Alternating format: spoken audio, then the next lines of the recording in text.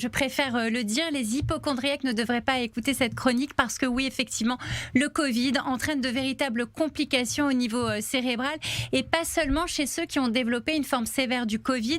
Alors les personnes concernées dans cette étude réalisée par l'université d'Oxford sont âgées entre 50 et 85 ans et ne présentaient pas avant le Covid d'antécédents médical particuliers. Eh bien, les chercheurs ont décelé une perte du volume de la matière grise, tout comme une diminution des performances cognitives. En clair, cela se traduit par des difficultés de mémoire, de concentration et de capacité à accomplir les tâches quotidiennes, des maux de tête fréquents, des altérations également de la sensibilité tactile, une fatigue qui se prolonge dans le temps. Une liste impressionnante de symptômes, Johanna, que le Covid n'est pas le seul à entraîner.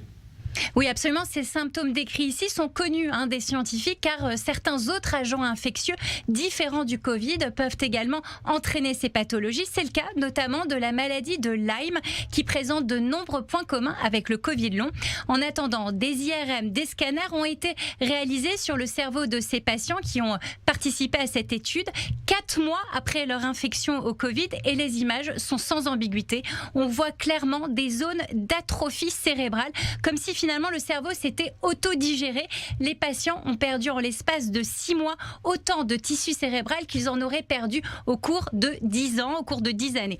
Alors une autre technique très pointue telle que la tomographie par émission de positrons, alors excusez-moi pour ce mot un peu ésotérique, cette technique a permis, elle, de démontrer une diminution nette de l'activité neuronale, un peu comme si les patients étaient au ralenti.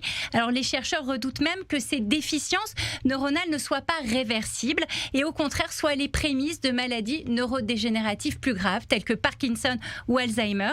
Alors ces observations évidemment sont prises très au sérieux et concernent un nombre incalculable de personnes. Des équipes du monde entier mettent en commun leurs travaux de recherche pour proposer de nouvelles solutions thérapeutiques et faire face à ce problème de santé publique majeur.